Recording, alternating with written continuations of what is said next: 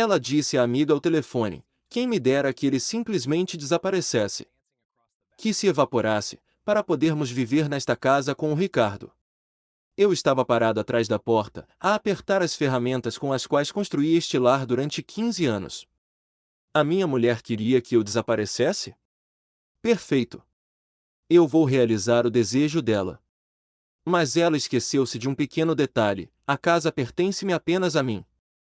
E quando eu desaparecer, levarei comigo não só as minhas coisas, mas também o teto sobre a cabeça dela, deixando-a com consequências que ela nem sequer consegue imaginar. Sempre acreditei que a madeira tem memória. Cada tábua que lixei, cada viga que instalei com as minhas próprias mãos, guardava o calor do meu trabalho. O meu nome é Miguel, tenho 43 anos, e sou o melhor marceneiro da zona de Sintra. Durante 15 anos, construí a nossa vida com a Sofia. Não foi apenas uma metáfora. Eu construí fisicamente a nossa casa. Cada centímetro do chão, cada armário, cada cadeira. Achava que estava a criar uma fortaleza para o nosso amor. Estava enganado. Estava a construir o cenário para minha própria tragédia. Naquela terça-feira, o meu mundo partiu-se. Não com um trovão, mas com o silêncio. Um cliente, um investidor rico de Lisboa, cancelou a encomenda de uma mesa de carvalho maciço no último minuto. O cheque de 5.000 euros foi devolvido sem cobertura. Fiquei desapontado, mas decidi que era um sinal para passar a tarde com a minha mulher. Voltei para casa às 3 da tarde. 3 horas mais cedo do que o habitual. As minhas mãos cheiravam a verniz e a serradura fresca. Um cheiro que a Sofia costumava chamar de o aroma da segurança. Abri a porta da entrada sem fazer barulho. É um hábito de artesão, respeitar o silêncio. Esperava encontrá-la na cozinha, talvez a preparar o jantar ou a ler. Em vez disso, ouvia a voz dela. Ela estava ao telefone, mas o tom era-me desconhecido. Não era a voz doce com que me recebia. Era a voz de um predador cansado de brincar com a presa. Eu já não aguento mais, Cláudia, dizia ela. A presença dele sufoca-me. Até a forma como ele respira, o cheiro daquela madeira maldita. Estou farta. Fiquei paralisado no corredor. O meu coração parecia ter parado, para logo depois bater com um ritmo louco na garganta. Tirei o telemóvel do bolso e, seguindo um instinto animal de sobrevivência, carreguei no botão de gravar. 15 anos, Cláudia. E o que é que eu tenho para mostrar? Esta casa que ele adora mais do que a mim? Eu quero viver de verdade. Com o Ricardo. Ricardo. O nome atingiu-me como um martelo. O Ricardo era o nosso vizinho do outro lado da rua. Dono de uma cadeia de hotéis, 45 anos, sempre com um carro desportivo novo e um sorriso branco perfeito. O homem para quem fiz os móveis da garrafeira há 2 anos. Ele apertava minha mão, a olhar-me nos olhos, enquanto dormia com a minha mulher. A Sofia continuou, e as palavras seguintes mudaram tudo. Já não era apenas uma traição. Era uma declaração de guerra. Quem me dera que o Miguel simplesmente desaparecesse, Cláudia. Que se evaporasse no ar. Eu ficava com a casa, vendia a velha carrinha dele e as ferramentas, e nós podíamos ser felizes aqui com o Ricardo. Sem divórcios complicados, sem partilhas de bens. Apenas um recomeço limpo. Senti um arrepio frio a percorrer minha espinha. Ela não queria apenas ir-se embora. Ela queria a minha destruição total. Queria ficar com os frutos do meu trabalho, o meu suor, os meus 15 anos de vida. E queria entregar tudo isso de bandeja a um homem que nunca segurou nada mais pesado do que um copo de champanhe. Mas o pior ainda estava para vir. Caminhei silenciosamente até ao escritório, enquanto ela ria na cozinha. O portátil dela estava aberto em cima da secretária. Olhei para o ecrã e tive de conter um grito de raiva. Ela não estava apenas a sonhar. Ela estava a agir. No ecrã, havia um separador aberto com a pesquisa: como declarar uma pessoa desaparecida como falecida para receber o seguro. Ao lado, estava uma pasta com os documentos da casa. Naquele momento, o homem que amava Sofia morreu. No seu lugar, nasceu outra pessoa. Um estratega frio e calculista. Ela queria que eu desaparecesse? Ela queria ficar com tudo sem lutar? Eu vou dar-lhe exatamente o que ela pede. Eu vou desaparecer. Mas vou desaparecer com tanta mestria que, quando ela acordar dessa ilusão, não lhe restará nem o chão debaixo dos pés. Parei a gravação. Tirei uma fotografia ao ecrã do portátil. Depois, voltei para a porta da entrada, saí para a rua e bati a porta com força, como se tivesse acabado de chegar. Querida, cheguei, gritei com uma voz cheia de falsa alegria. Entrei na cozinha. A Sofia deu um salto, quase deixando cair o telemóvel. Os olhos dela corriam de um lado para o outro, mas num segundo ela colocou a máscara de esposa atenciosa. Miguel! Chegaste tão cedo. Eu estava a falar com a Cláudia sobre um evento de beneficência. Ótimo, aproximei-me e beijei-a na face. A pele dela estava fria. Tenho boas notícias. O cliente pagou um adiantamento duplo. Acho que devíamos celebrar. Ela sorriu, e nesse sorriso vi toda a podridão dela. Ela achava que tinha ganho. Achava que eu era o idiota que trazia dinheiro para a casa que ela planeava roubar. Mas ela não sabia de uma coisa: esta casa, segundo os documentos que assinei antes do casamento e que ela nunca leu com atenção, pertencia-me a 100%. E eu estava prestes a vendê-la mais depressa do que ela conseguiria dizer a palavra divórcio. O jogo tinha começado. Tornei-me um ator no meu próprio palco. Durante as 3 semanas seguintes, vesti a pele do marido ideal. Aquele homem romântico e submisso que a Sofia sempre afirmou desejar, mas que, no fundo, a aborrecia profundamente. Acordava todos os dias antes do sol nascer. Preparava o café da manhã exatamente como ela gostava, com espuma de leite sem açúcar, e levava-o à cama numa bandeja de nogueira que eu mesmo tinha esculpido. Deixava bilhetes amorosos na mala de ginástica dela, ao lado do tapete de yoga que ela nunca usava para fazer yoga. Dizia-lhe que ela estava linda. Beijava-a na testa antes de sair, com a devoção de um santo. Ela estava confusa no início. Perguntava-me por que motivo eu estava tão romântico de repente. Eu respondia apenas que estava grato pelo que tínhamos. E não era mentira. Eu estava grato. Grato por ter descoberto a verdade antes de perder a minha dignidade por completo. A confusão dela rapidamente se transformou em alívio. Ela acreditou que eu tinha aceitado meu papel de marido passivo e ignorante. Isso dava-lhe a liberdade que ela tanto queria para se encontrar com o Ricardo. Enquanto a Sofia vivia o seu romance ilícito nos hotéis de luxo do Algarve ou em motéis de beira de estrada, eu executava o meu plano com precisão cirúrgica. A minha primeira chamada foi para o meu irmão, o Pedro, que é o melhor agente imobiliário do distrito de Lisboa. Fui direto. Disse-lhe que precisava de vender a casa de Sintra. A casa que construí com o meu sangue e suor. Ele ficou em choque. Perguntou-me o motivo. Eu disse-lhe apenas que era uma emergência e que precisava de uma venda rápida, discreta e apenas em dinheiro vivo. Sem placas de venda no jardim. Sem visitas públicas. O Pedro conhecia-me bem demais para fazer perguntas desnecessárias. Ele sabia que eu não pediria algo tão drástico se a situação não fosse crítica. Ele concordou. Disse-me que tinha contactos de investidores estrangeiros que pagavam a pronto. Deu-me um prazo de 3 semanas. Eu disse-lhe que tinha de ser menos. A segunda chamada foi para o meu advogado, o André. Enviei-lhe a gravação da conversa da Sofia. A lei portuguesa pode ser lenta, mas com aquela prova de adultério e, pior, a intenção maliciosa dela de fraudar o seguro e desejar o meu desaparecimento, o André garantiu-me que teríamos vantagem. Preparei os papéis do divórcio em segredo. A casa era um bem próprio, adquirido e construído por mim 2 anos antes do nosso casamento. Ela não tinha direito a um único tijolo. Mas eu queria ter a certeza absoluta de que ela sairia sem nada. A minha obra-prima foi o inventário. Comecei a documentar cada peça de mobiliário da casa. Tudo ali tinha sido feito por mim. A mesa de jantar de carvalho, que demorou 2 meses a ser talhada. Os armários de cerejeira da cozinha. A cama de nogueira onde ela dormia e sonhava com outro homem. Tudo aquilo era propriedade intelectual e física do meu ateliê.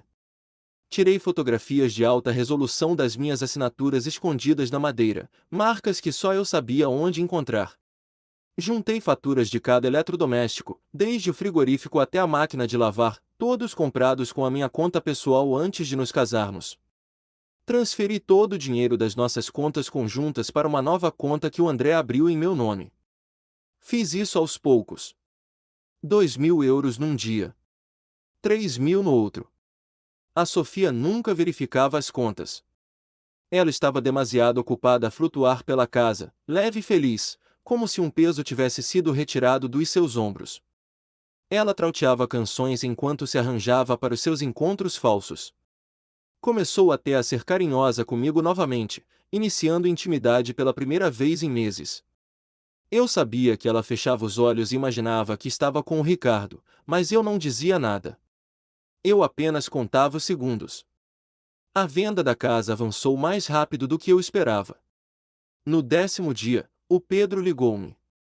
Tinha encontrado um comprador. Um executivo de tecnologia norte-americano que se ia mudar para Portugal e queria uma casa pronta a habitar, isolada e com caráter. A oferta era irrecusável. 385.000 euros. Pagamento a pronto. Sem inspeções. Sem contingências. Aceitei imediatamente. Marcamos a escritura para dali a 8 dias. Numa quinta-feira, às 10h30 da manhã. Era o timing perfeito. A Sofia tinha sua habitual aula de yoga das 10 ao meio-dia. 2 horas de liberdade para ela estar com o amante. 2 horas para eu vender a vida que ela conhecia e desaparecer para sempre. Na noite anterior à venda, estávamos sentados no sofá que eu desenhei e estofamos juntos. O meu braço estava à volta dela. A estrutura era de madeira maciça, indestrutível, ao contrário do nosso casamento. Ela olhou para mim e disse que eu parecia mais feliz ultimamente. Respondi que estava apenas focado no futuro. Ela sorriu e beijou-me, sem saber que o futuro dela estava prestes a desmoronar. Ela mentia-me sobre onde ia. Inventava retiros espirituais e workshops que não existiam. Trazia presentes para casa, perfumes caros e lenços de seda, dizendo que eram ofertas das amigas do yoga. Eu sabia que eram presentes do Ricardo. Uma vez, ela apareceu com uma pulseira de diamantes. Disse que foi um prêmio de sorteio no ginásio. Uma mentira ridícula. Aquela pulseira valia mais do que eu ganhava em 3 meses de trabalho árduo. Elogiei a pulseira. Disse-lhe que ficava linda no pulso dela. E assim que ela foi tomar banho, fotografei a joia, o número de série e a marca. Adicionei tudo ao dossiê para o meu advogado. Cada mentira dela era mais um prego no caixão do nosso casamento. E a cada prego, eu sentia-me mais leve. Eu já não era o marido traído. Eu era o fantasma que assombrava a própria casa, preparando-se para desvanecer e levar as paredes consigo. Faltavam apenas algumas horas. A escritura estava pronta. As caixas estavam escondidas na garagem. O meu caminhão estava pronto. Ela pediu para eu desaparecer. E eu sou um homem de palavra. A quinta-feira amanheceu com o céu coberto de nuvens pesadas, como se o próprio tempo soubesse o que estava prestes a acontecer. Levantei-me às 6 da manhã, como sempre fiz durante os últimos 15 anos. Preparei o café, enchi a casa com o aroma de grãos torrados e levei uma chave na Sofia. Ela espreguiçou-se na cama, aceitou o café e sorriu. Aquele sorriso falso que eu tinha aprendido a detestar. Perguntou-me se eu tinha alguma entrega. Menti. Disse-lhe que ia levar uma estante aos Martinez. Ela mentiu de volta. Disse-me que tinha uma aula de yoga longa, das 10 ao meio-dia. Nós sabíamos a verdade. Eu não tinha entrega nenhuma e ela não ia fazer yoga. Ela ia encontrar-se com o Ricardo num hotel para gastar o dinheiro dele e rir-se do marido carpinteiro. Despedimo-nos à porta. Ela com o tapete de yoga debaixo do braço, vestida com roupa desportiva justa e maquilhagem impecável. Disse que me amava. Respondi que também a amava. Foi a minha última mentira. Esperei 5 minutos depois de o carro dela virar a esquina. Depois, Entrei em ação. Eram 9h45. O relógio estava a contar. Conduzi até ao escritório do notário no centro de Sintra. Às 10h30 em ponto, estava sentado à frente de uma mesa de mogno. O comprador, o tal executivo americano, estava lá. Chamava-se Marcos. Era jovem, 35 anos, simpático. Elogiou a casa, disse que a mulher estava ansiosa por se mudar. Eu apenas assenti. Disse-lhe para cuidarem bem dela, pois eu tinha-a construído com as minhas próprias mãos. Assinei os documentos, página após página. Escritura, transferência de propriedade, libertação de garantias. Tudo legal. Tudo oficial. A casa já não era minha. O meu telemóvel vibrou com a notificação do banco. Transferência recebida. 385 mil euros em dinheiro vivo caíram na minha nova conta secreta. Saí do escritório e conduzi até casa pela última vez. Era meio-dia. Carreguei a minha velha carrinha Dodge com 12 caixas que já tinha deixado preparadas na garagem na noite anterior. Não levei nada que lembrasse a Sofia. Levei apenas o que era essencialmente meu. A minha roupa, alguns livros, as fotografias da minha infância e, o mais importante, o conjunto de ferramentas de carpintaria do meu avô. Aquelas ferramentas eram a minha alma. Não toquei em nada dela. Nenhum vestido, nenhum sapato. Deixei os móveis que construí, as cortinas que ela escolheu, a vida que ela desprezava. O meu último ato foi cirúrgico. Deixei um envelope pardo, grande e pesado, em cima da ilha da cozinha, exatamente no lugar onde ela costumava tirar as chaves quando chegava. Dentro do envelope estavam os papéis do divórcio, já assinados e notariados. Havia também uma pen USB preta com a etiqueta Ouve-me. Lá dentro estava a gravação da conversa dela, a confissão da traição e o desejo de que eu desaparecesse. E, por fim, uma nota escrita à mão com a minha caligrafia cuidadosa de desenhador. Escrevi apenas 3 frases. Disseste que já não me suportavas. Desejaste que eu desaparecesse para poderes ficar com o Ricardo para sempre. Considero teu desejo realizado. Desapareci exatamente como querias.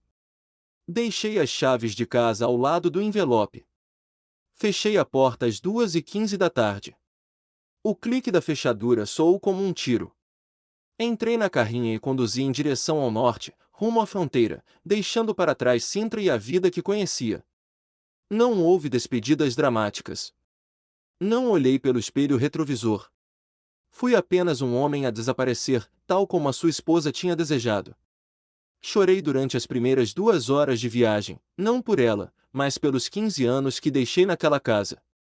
Mas enquanto as lágrimas secavam, uma sensação nova surgia: liberdade. Enquanto eu conduzia, a Sofia estava a viver a sua fantasia. Ela não estava no yoga. Estava no quarto 307 do Hotel Hilton, a rir-se com o Ricardo na cama, a planear o futuro deles na minha casa.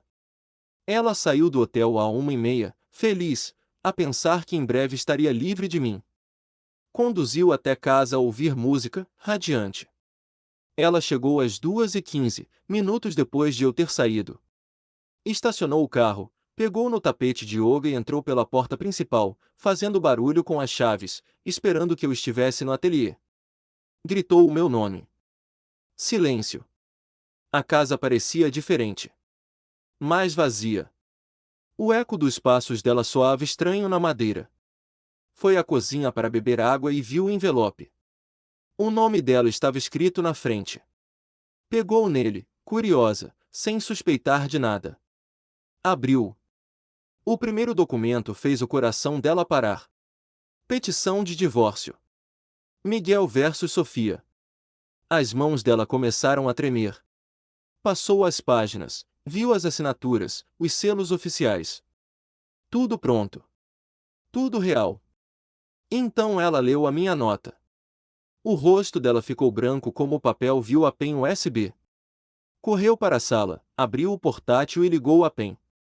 Um ficheiro de áudio chamado Confissão. Carregou no play. A voz dela encheu a sala vazia. Quem me dera que o Miguel simplesmente desaparecesse. Ela ouviu cada palavra cruel, cada riso, cada detalhe da traição reproduzido em áudio de alta qualidade. Quando a gravação terminou, ela ficou sentada no chão, em choque. Eu sabia tudo. Eu sabia há semanas e não tinha dito nada. Foi nesse momento que bateram à porta. Batidas fortes, autoritárias. A Sofia mal conseguia andar. Com as pernas a tremer. Abriu a porta. Um casal estava parado no alpendre. Um homem e uma mulher, bem vestidos, com um ar profissional. O homem sorriu e perguntou se ela era a senhora Sofia. Ela assentiu, confusa. Ele apresentou-se como Marcos, o novo proprietário daquela casa. A Sofia não entendeu. Disse que era impossível, que aquela era a casa dela. A mulher ao lado de Marcos, a Sara, falou com uma voz gentil mais firme. Entendeu que era difícil, mas explicou que o marido dela tinha vendido a propriedade legalmente naquela manhã. Marcos abriu uma pasta grossa e mostrou-lhe a escritura. A minha assinatura estava lá, irrefutável. Ele explicou que, como a casa era um bem próprio meu adquirido antes do casamento, eu tinha o direito total de venda. E depois, lançou a bomba final. Disse-lhe que, de acordo com o contrato de venda, a ocupação era imediata. Deram-lhe um prazo de cortesia. 24 horas. Tinham equipas de mudanças agendadas para o dia seguinte às 3 da tarde. Ela tinha de sair. A Sofia caiu de joelhos na entrada da casa que já não era a dela, a segurar os papéis do divórcio, enquanto estranhos lhe diziam que o seu tempo tinha acabado. O mundo dela tinha acabado de ruir. A porta fechou-se e a Sofia ficou sozinha no hall de entrada. Aquele som ecoou como uma sentença final. Ela caiu de joelhos no chão de madeira que eu tinha polido tantas vezes, a chorar e a gritar para as paredes vazias. A realidade abateu-se sobre ela como uma onda gigante. A casa onde ela planeava envelhecer com o amante já não era a dela. O marido que ela desprezava tinha desaparecido com o dinheiro. E ela tinha apenas 24 horas para sair dali antes que mudassem as fechaduras. O telemóvel dela, ainda na mão trêmula, tornou-se a sua única esperança.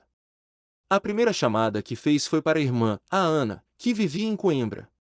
A Sofia implorou por ajuda, contou entre soluços que eu tinha vendido a casa e a tinha deixado sem nada.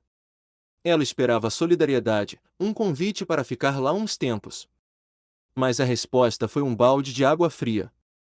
A irmã disse-lhe que não tinha espaço, que a sogra estava lá em casa por 3 semanas e que não se queria envolver nos nossos dramas conjugais. A chamada terminou com um clique seco. A família virou-lhe as costas. Desesperada, ela ligou para Cláudia, a melhor amiga do Yoga, a confidente que sabia de tudo sobre o caso com o Ricardo. A Cláudia nem a deixou terminar a frase. Assim que percebeu que o meu plano tinha funcionado e que a Sofia estava na Rua da Amargura, cortou a conversa. Disse que não queria problemas com o marido dela e que a Sofia devia ter tido mais cuidado. A amizade delas, baseada em fofocas e superficialidade, desfez-se no momento em que a conveniência acabou. Restava-lhe uma única carta. A mais importante. O Ricardo. O homem por quem ela tinha destruído nosso casamento. O homem que a tratava como uma rainha e que lhe prometia o mundo. Ela marcou o número dele com os dedos a tremer, certa de que ele a salvaria, de que ele a levaria para a mansão dele e diria que tudo ia ficar bem. Ele atendeu ao terceiro toque. A voz dele, no entanto, não tinha nada daquele calor sedutor que ela conhecia dos quartos de hotel. Era uma voz fria, distante, quase irritada. A Sofia contou-lhe tudo. Disse-lhe que eu sabia, que tinha vendido a casa e desaparecido. Disse-lhe que precisava dele agora mais do que nunca. O silêncio que se seguiu do outro lado da linha foi ensurdecedor. Quando o Ricardo finalmente falou, as palavras dele destruíram o pouco que restava da dignidade dela. Ele disse-lhe para parar. Disse-lhe que aquilo tinha sido um erro. A Sofia não queria acreditar. Lembrou-lhe que ele tinha dito que a amava. O Ricardo riu-se. Um riso cruel. Ele explicou-lhe, com uma honestidade brutal, que tinha dito apenas o que ela queria ouvir para levar para a cama. Ele continuou, sem piedade. Disse-lhe que a mulher e os filhos tinham regressado de viagem mais cedo e que ele não ia deitar a sua vida perfeita fora por causa de uma aventura passageira. Chamou-lhe ingênua por achar que ele deixaria a família por ela. Disse que eles se tinham usado mutuamente, ela queria atenção, ele queria diversão. Agora que a diversão tinha acabado e os problemas tinham começado, ele estava fora. Pediu-lhe para não voltar a ligar e bloqueou o número. A Sofia deixou cair o telemóvel no chão da cozinha. O mesmo chão onde, horas antes, ela tinha desejado meu desaparecimento. A ironia era perfeita. Eu tinha desaparecido, tal como ela queria. Mas ao fazê-lo, levei comigo a fundação da vida dela. Ela não tinha casa. Não tinha marido. Não tinha amante. Não tinha amigos. Não tinha família. Estava sozinha num edifício vazio, cercada pelos fantasmas das suas próprias escolhas. Enquanto o mundo dela colapsava em Sintra, o meu estava a expandir-se. Eu tinha conduzido 400 quilômetros em direção ao norte, até as montanhas do Gerês. Cheguei lá perto das 10h30 da noite. O ar era limpo, frio e cheirava a pinheiro e terra molhada, não a mentiras e perfume barato. Eu tinha alugado uma pequena cabana de pedra numa aldeia isolada. Nada de luxos. Apenas paredes honestas, silêncio e uma lareira. Descarreguei as caixas da carrinha devagar. O meu corpo estava exausto, mas a minha mente estava estranhamente calma. Durante a viagem, o meu telemóvel tinha tocado 47 vezes. Eram números desconhecidos, provavelmente a Sofia a tentar ligar de telefones públicos ou emprestados, já que eu tinha bloqueado o número dela antes de sair de Sintra. Não atendi nenhuma chamada. Não ouvi nenhum voicemail. Não havia nada para dizer. O silêncio dela durante meses tinha sido a resposta, e agora o meu silêncio seria a dela. Estendi o colchão novo no chão do quarto vazio da cabana. Através da janela, vi apenas as silhuetas das montanhas e as estrelas. Pela primeira vez em meses, não senti o aperto no peito. Não senti a ansiedade de saber se ela estava a mentir ou onde ela estava. Sabia exatamente onde ela estava, no passado. Deitei-me e adormeci instantaneamente. Foi o sono mais profundo e reparador que tive em 15 anos. Enquanto ela passava a noite em claro, a chorar no chão de uma casa vendida, eu dormia em paz, abraçado pela minha nova liberdade. A manhã seguinte no Gerês trouxe uma claridade que eu não via há muito tempo. Acordei com o sol a bater nas janelas da cabana e, pela primeira vez, não senti o peso da ansiedade no estômago. O meu advogado, o André, ligou-me às 9 da manhã. A voz dele era calma, mas trazia notícias definitivas. Ele contou-me que a Sofia tinha tentado impugnar o divórcio e anular a venda da casa. Ela alegou angústia emocional e abandono malicioso. Mas o André tinha um trunfo: a gravação. O juiz ouviu o áudio onde ela desejava o meu desaparecimento e planeava defraudar o seguro. A decisão foi rápida. O caso foi arquivado. A Sofia não recebeu nada. Nem um cêntimo da venda da casa, nem pensão de alimentos.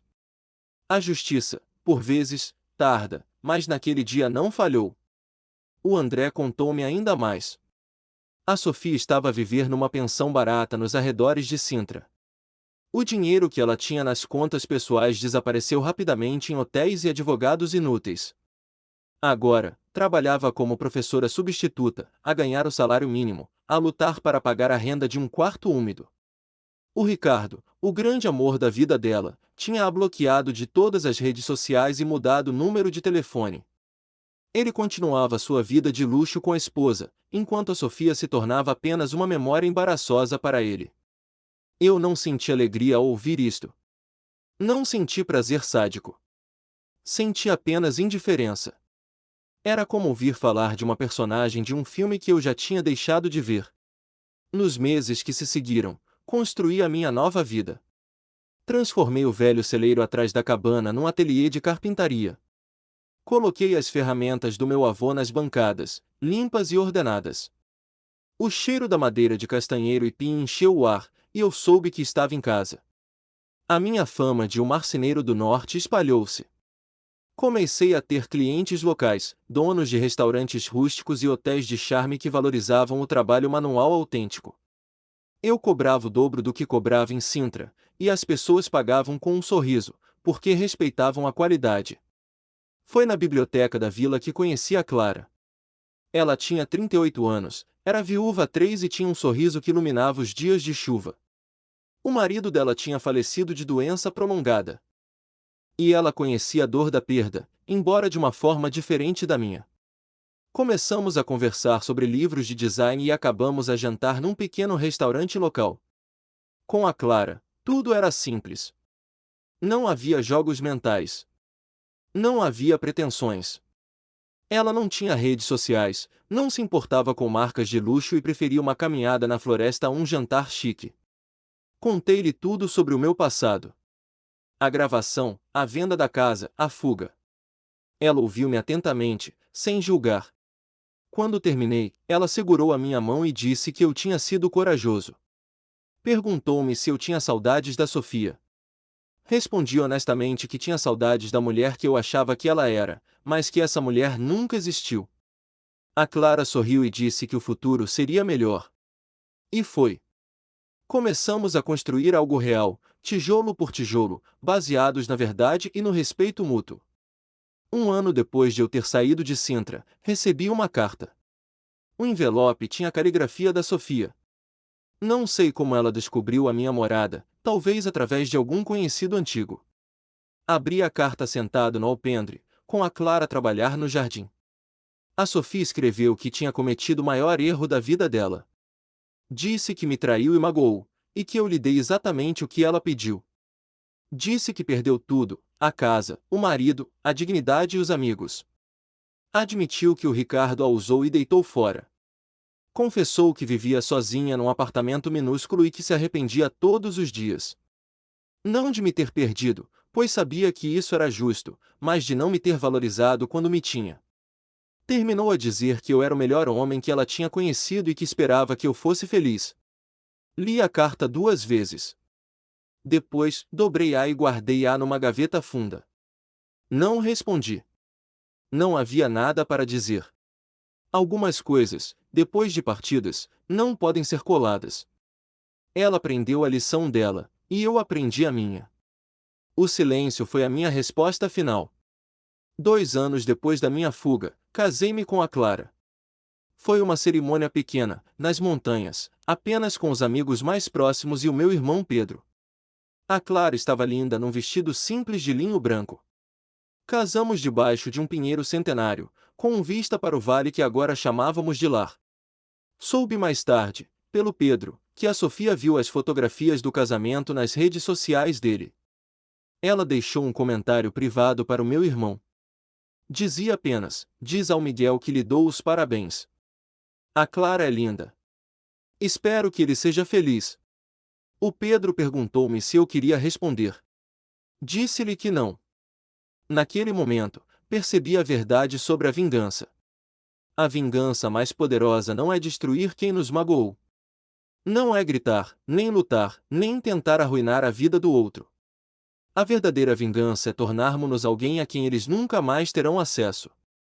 É construir uma vida tão plena e feliz que a existência deles se torne irrelevante. A Sofia queria que eu desaparecesse para ficar com o Ricardo. Em vez disso, eu desapareci para encontrar uma mulher que me valorizasse, num lugar que me deu paz, a fazer um trabalho que me preenchia. A Sofia ficou com o seu arrependimento, presa num passado de 6 e, talvez. Ela perdeu o único homem que a amou incondicionalmente. Eu ganhei uma vida onde sou respeitado e amado. Ela aprendeu que o amor de um homem bom, uma vez perdido, não se recupera. Eu aprendi que, às vezes, desaparecer é o ato mais corajoso que podemos fazer. Eu fiquei com a minha paz. E essa é, afinal, a única vitória que importa.